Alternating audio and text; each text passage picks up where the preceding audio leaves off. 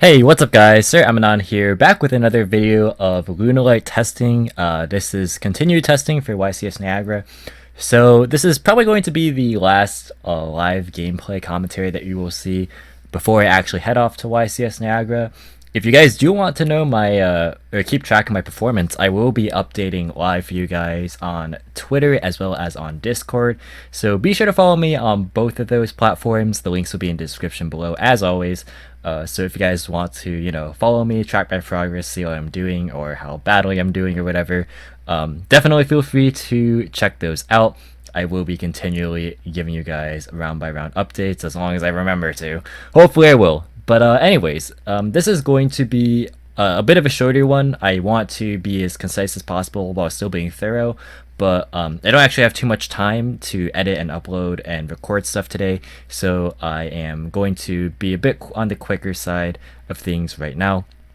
But we are playing against my friend who is on Pure Thunder Dragon. So this is actually a pretty favorable matchup for like Orcust variants in general, just because like Colossus isn't super effective. Although for some of the Lunalight cards, Colossus can shut those cards off, like Tenki and Perfume Engrave and stuff. But as far as the Orcust engine is concerned, it's a very good answer to the Thunder Fusions, simply because their protection effects don't really come into play there. Of course, since the deck plays more like a control strategy for Pure Thunder, you can still expect to run into like hand traps or back row. So that's what we're going to be covering. So this is like a more control style of deck that's like not against other Orcust decks or like Striker, which you've seen at the channel already.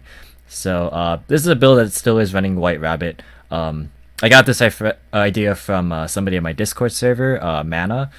So if you guys want to, I guess, have more theory and discussions on the deck or just other decks in general, be sure to follow or add my Discord server and join the club. But anyways, this hand isn't like very strong. It's very contingent on dangers, drawing into good cards. But he drops Dimension Shifter, which is a card that a lot of Pure Thunder players are maining. So you have to be cognizant of that. That card is pretty much an auto win if it resolves. Kaiocha can't even send cards for costs, so it's pretty bad to deal with. It's very, very, very effective. So just be mindful of that. We do have the call for it, but of course, we don't have call for this Ash here anymore, so that kind of sucks. But yeah, I'm not really sure what happened with the die roll there actually, but it's fine. It ended up being on the same card anyway. So yeah, here I'm just trying to fish for more cards, and we of course draw to another Yellow Martin off the Emerald Bird here. So, all in all, not the greatest, but at least this does Orcust combo, so it doesn't look too bad. But of course, Mermaid gets hit by Ash, so we end on a pretty mediocre play. This is something that I did in my last video with Pendulum, summoning Tiger off of the Serenade Dance. It's something that I just like to do quite often. It allows your Martin to have more value, and you can actually at least end in a rank 4 this way, as opposed to not doing anything at all. So you could choose to Blind Nightmare or Blind Dweller here. Probably if this is the only monster, it maybe should have been Dweller. There's an argument to be made there, but I stuck with Nightmare just because that's what I've been testing, so I just kind of wanted to see. He draws a Dead Shifter for turn. That's alright with me. But he doesn't have too strong a play right now, so he needs his Desires to really fire and get something good here. He finds decent cards, but like there's nothing to write home about. He's gonna instant for the Kaminari attack. I'm gonna book it on summon. We're in a Discord call like the last friend I play tested with, so he goes ahead and tribute summons for Roar, which is going to get over my Nightmare, and that kind of sucks. I can't flip it down or anything, so yeah, it's going to be going down here. But since he's not going to kill me this turn, I feel pretty confident, and like his duo isn't alive in his hand because Kaminari is a wind and Ash is a fire, and he he doesn't have a way to enable Hawk. His Shifter is dead, so like every card in his hand is pretty dead. So I feel okay. He can't make Colossus as well since he didn't activate anything in hand. But regardless, we are in a pretty good spot here. I draw a snake for turn. I think he hit the snake, yeah, so it's fine. Either way, it wouldn't have mattered too much. we're just gonna spam monsters with Tiger followed by Martin, and I tell him like I definitely have game here, like even through Roar, simply because I was gonna do Nyarla and then get a plus off the Nyarla effect by detaching Bird, going Azatha, and then just of course Order Decay. So that was the plan there. I could have made Curious as well, actually. That was what I was gonna do. I was gonna make Curious for the Orcust play. So he goes first and he sets 3, including an Artifact Sanctum, and that also kind of sucks. Artifact Sanctum is another kind of like turn skip. So he drops Shifter, and I'm like, okay. And he trap tricks for a Paleozoic Dynamiscus of all cards, so I'm thinking, alright, no need to really commit anything. This Tenki is now going to be susceptible to Dynamiscus, so I'm just gonna set one and pass. Probably should have just passed out, actually, like just straight up passed. He's gonna set a summon limit and activate a Dark. I can't remember, actually, I didn't pay attention if he drew Dark for turn or if he drew summon limit for turn. I feel like he should have done Dark during my end phase if you know, like he could have done it. Like it wouldn't have mattered too much if it got banished because he can still discard it, but under Shifter that is. But okay, so anyway, yeah, so he gets another Dark. Yeah, it got banished this turn anyway since he shifted during my turn. So yeah, I was just thinking like, yeah, he definitely I think could have just used the Dark to get the other one out of his deck, but not a big deal. We go ahead and normal summon the Kaleido Chick. He doesn't Dynamiscus this on summon, so I go ahead and feel free to send the Martin. He doesn't Dynamiscus my Tiger either, which is pretty interesting. But he goes ahead and summon limits. I think he just like wanted to get me to summon 2 monsters so he can just fire off the summon limit. And then Dynamiscus the Tiger afterwards, so I can't have it for like later turns, which is fine. I just get in for some damage, and I get a Martin Search on end phase because Tiger, of course, destroys the monster. So that gets me a Search for Serenade Dance. So I still have a full hand, and you know, if he doesn't draw an engine card, we are in a pretty good position here. He draws another dead card for turn. He can't summon that duo, so he's gonna pass again. I draw a Nessie, so now I have pretty much everything that I could want. I have Tiger off the Tenki. But he is going to then flip up the Sanctum and chain his Dynamiscus, getting Scythe on his field. And then I'm just going to fire off this Mothman. I know I'm under summon limit, but I just want to have as many monsters on the board because I know his Scythe can clear some of it. And of course this Martin's going to die again, so I need stuff to be able to eventually make like a Tornado Dragon or a Nightmare Phoenix to be able to actually contend with this board. So the Mothman goes off, we get a Harp Horror Engrave, which is pretty nice for the next turn. And then we go ahead and kill the Dynamiscus. We Foolish Goods in main phase 2 just to get more set for later turns. I could have arguably done this at any other point, but didn't really feel the need to. But not a big deal. As long as I'm under summon limit, you know, I just need to be able to out it eventually. But no big deal. As long as he can't play, yeah, I'm not really too bothered by it. So he goes ahead and kills my Mothman. I'm okay with that. Really, as long as these 2 cards aren't anything, I don't really mind too much. So we are in a pretty good spot as long as he can't stop my incoming Tornado play. And I'm thinking like he definitely has a response to this, like another Dynamiscus or something. But surprisingly, or to my surprise at the time, he didn't. So because of this, I was just able to kind of pop off here. I have another Tiger in scale.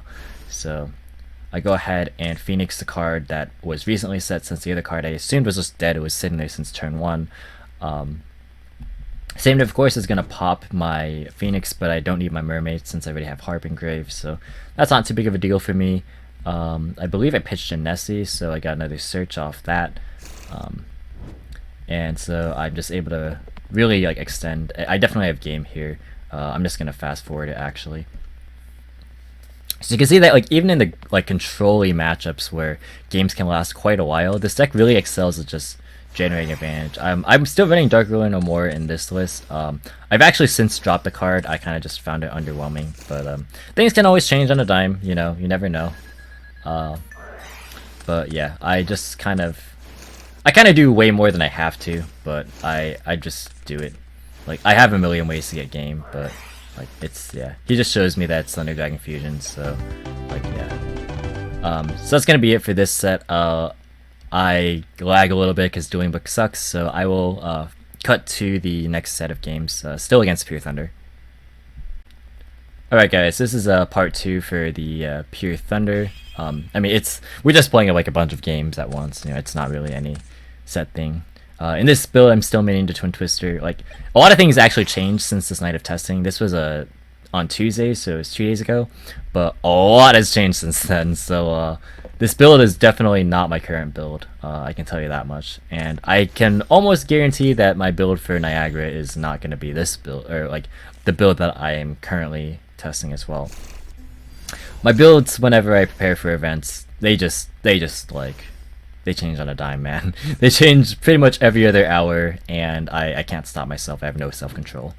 But anyways, we go for Niagara, just to play around more hand traps. Like, game 1, people are still playing a plentiful amount of hand traps, like Ash, Ogre, Veiler, stuff like that. So you just want to be sure that you get value out of your things. And it's still good to run call by in the cases where like people ash your foolish goods, or like your perfume after you send it off foolish goods, or if like the ash like Tenki. And sometimes that actually is enough to get them there. Like if they ash the earliest possible action, sometimes it's just enough. Which, it feels like it shouldn't be, but it is sometimes. So we actually shut off his Phantasma here, which is nice. So yeah, we're just gonna go for like the normal line because we have enough. We had an extender at the start. So if you guys didn't see my Azathoth line combo video, I would highly recommend you guys check it out. I accidentally summoned the Evil Swarm Nightmare here first.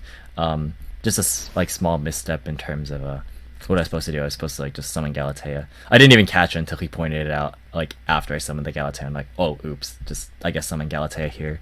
That's fine. So yeah, I'm not able to end enough for a Dingirsu on top of all of this, which is kind of risky because it leaves both my monsters susceptible. But it's okay. And this is one of the disadvantages of playing Twin Twister in the main deck, because, like, especially if you're going first, you oftentimes just don't have a card in hand to discard, so it, like, doesn't have a lot of value. It only really has value in hands where, like, you don't use everything and, like, just brick. So it happens. I decided to just Nightmare this to be able to, like, play around him just smashing a monster off his hand for Titan, which forces him to use the Desires. And I'm thinking, like, if after that he needs to use Desires, I'm just gonna negate it.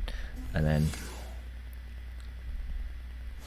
he activates Dark, Appaloosa it, and then he summons Solar. I don't know if he uses the effect.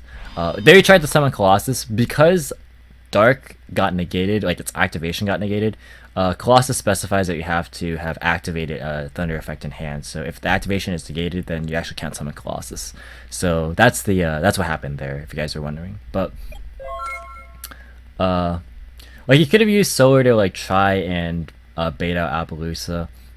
It was a 50-50 on if I would have like taken the bait or not. Probably wouldn't have at that point, since he could have just run it over in battle.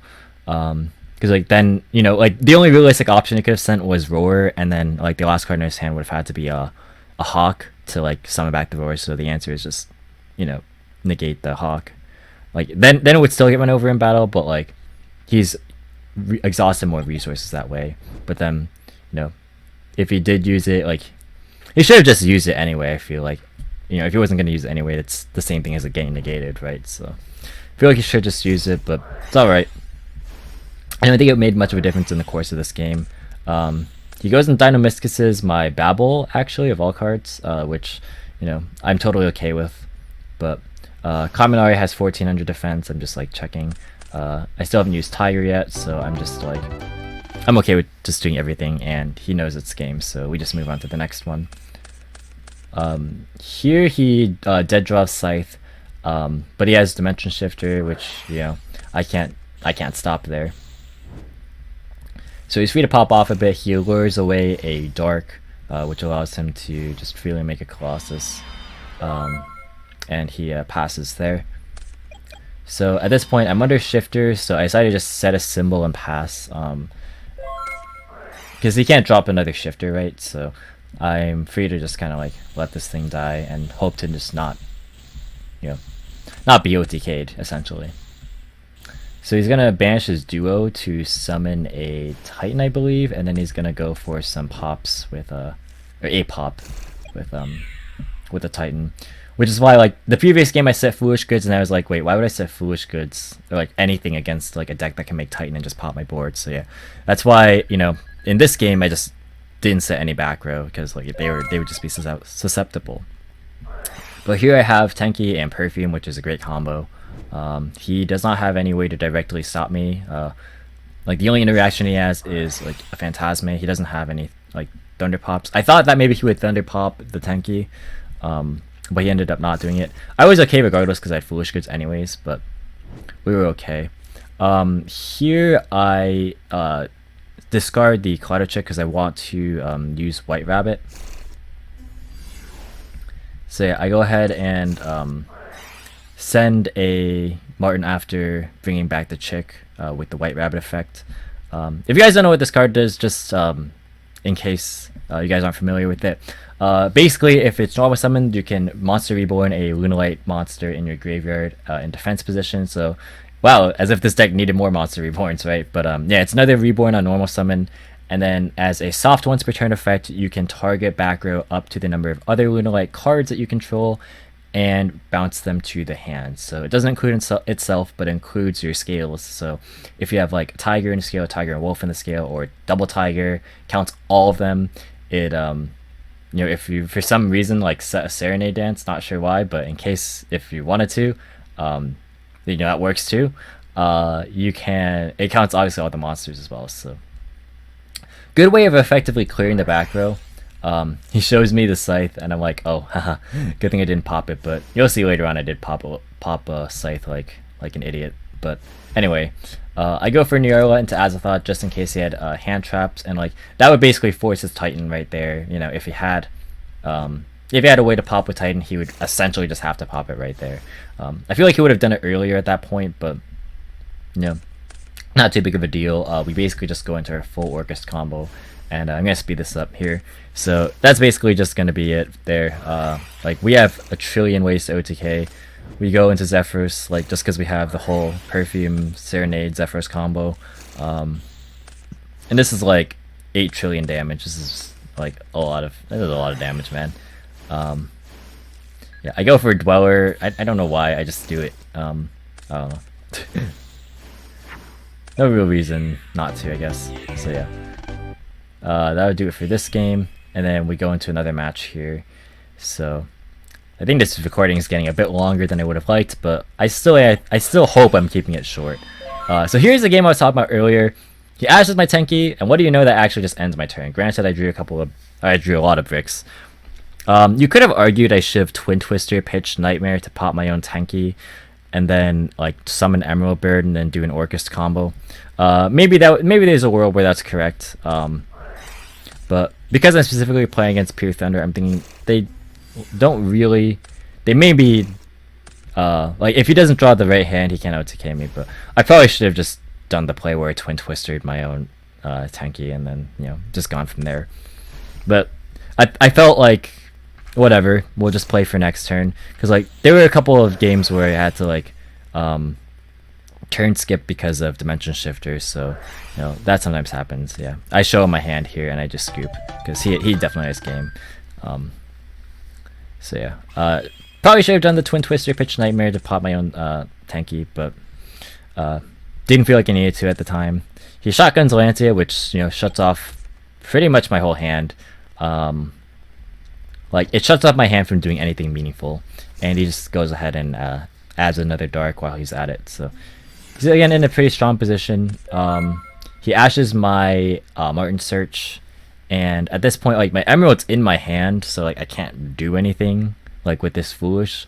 Like, what am I gonna do? Send a Harp and then not be able to banish anyway? So not really a whole lot I can do. Foolish Goods is also dead. There's just not a lot this hand does, so I just figure, if it's a case like last hand again, maybe, but he has less cards to play with this time, so I'm alright with that. He summons Duo, which triggers his Hawk. Hawk adds back the Dark, and then he goes ahead and makes Colossus. So he runs over my Armageddon Knight, and then he uses the duo's effect to add roar to his hand, and then he swings for 26 with Colossus. So good news for me, not dead, which is pretty good. He adds back the roar with the Hawk for next turn, so yeah, that's pretty good for him. But now that he doesn't have Valencia, I'm pretty free to pop off. He drops Summon Limit right after, so I'm pretty forced to bounce this off the White Rabbit here. So I'm thinking that's okay. I can just Phoenix the other back row and be alright, right? So I'm like, okay, yes, we're gonna make plays. And then I pop a freaking Scythe. Yeah. So, yeah, if you see artifacts, like, probably not the best idea to just blind pop with Phoenix. Just save Phoenix for, like, the floodgates, you know, like Summon Limit, if they play it. Like, especially because I know he has artifacts. Like, if I didn't know he had artifacts, that'd be one story. But because I knew, it's kind of bad. I understand, like I guess I could rationalize this by saying, oh, you know, he plays cards like Dynamiscus and stuff too. But there's really no need for that. Like, the second playthrough with Dynamiscus, like, that's fine. So yeah, definitely, like, I'd rather take a Dynamiscus than a Scythe. But let's put it that way. So, yeah, I lose that one for being stupid. The first game, like, I made mistakes in both those games, but, like, you know, they're learning experiences. I have actually not played against Pure Thunder at all. This is my first, like, real, you know, test against Pure Thunder. So, I'm glad I got to learn all these things.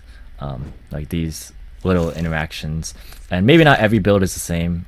He ashes my Nessie here instead of my Perfume. I'm not quite sure why. Because if he ashed my Perfume, that would have sucked significantly more. But now I have access to, like, everything anyways, so that's fine.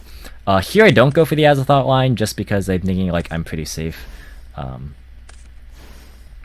just kind of pop off. And this is like a game one anyways, so yeah. I messed up a lot those past two games, but, you know, those are mistakes that were pretty easily avoidable in all honesty, so just a good note to have for the future.